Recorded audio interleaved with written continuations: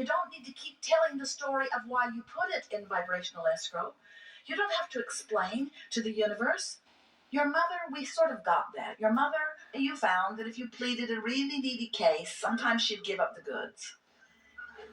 But when you plead a needy case to the universe, you hold yourself in the vibration of need, and the universe, the abundant universe, cannot give you.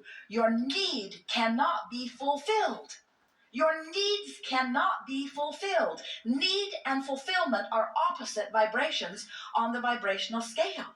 If you need it, you can't get it. Isn't that interesting?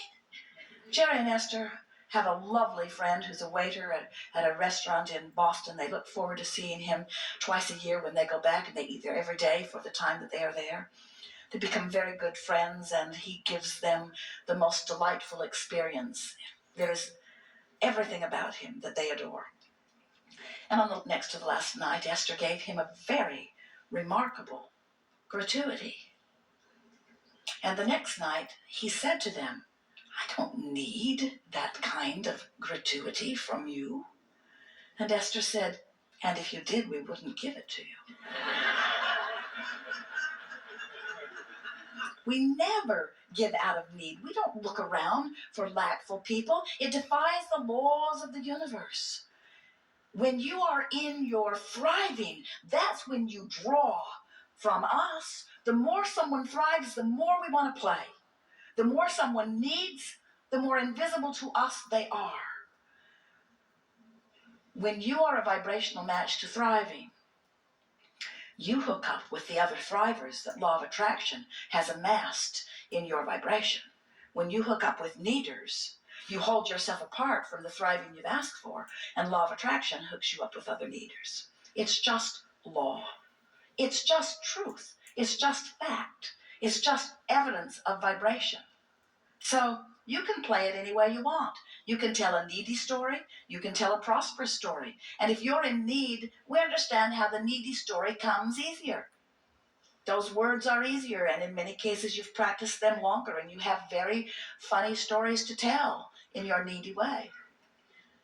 But if you will begin practicing the new story, if you're in need and you tell an angry story instead of a fearful or powerless story, your angry story will serve you, because there's more empowerment in your angry story than there was your needy, powerless story.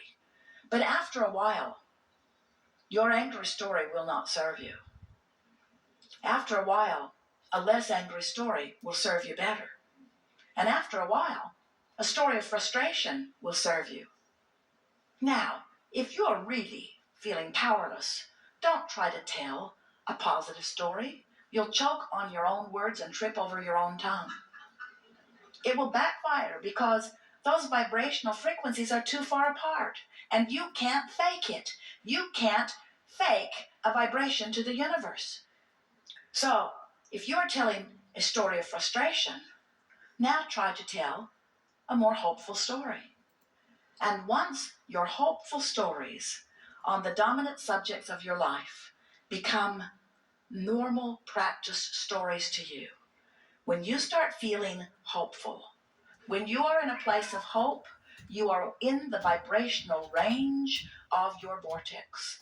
And if you can stay there, if you can manage to maintain a hopeful story, I'm really looking forward to wouldn't it be nice if? Wouldn't it be nice if? Won't it be nice when? If you can maintain those good feeling stories, you'll be close enough to this vortex that it will bring you in to where the rendezvous and the things that you've been asking for are.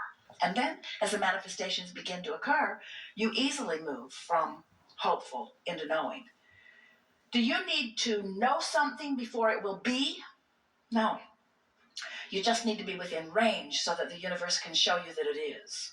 In other words, when you believe something, the universe will show it to you again and again. But how can you believe something you doubt?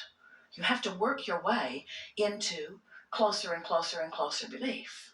And when you get into the range of belief, the universe will give you the evidence to take you all the way in.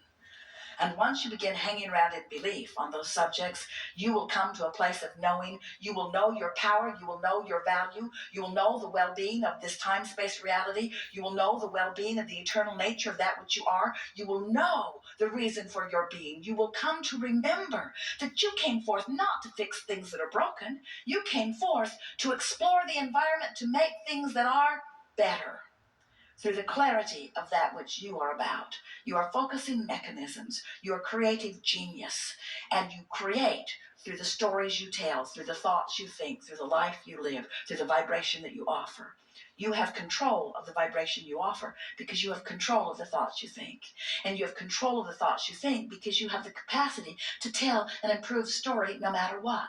You got to let go of the idea that you are a documentarian here describing the history of where you live. Many, in their quest for truth, in their quest for knowing what's really going on, they have demanded from you that you tell it like it is. Tell me the truth. Tell it like it is. Tell me where you've been, what you've been doing. Tell me where you are. And we say, don't do it. Don't do it. It will root you to the spot. Tell it like you want it to be. Tell it as it is becoming. Tell it as you've hoped for. Tell it as you've dreamed for. Tell it as it exists in reality, in vibrational escrow. Tell us where you're going. Tell us why you want to go there. Tell us what it will be like when you get there.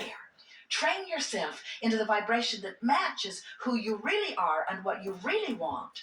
And let life in its real life manifested form reflect it back to you vividly.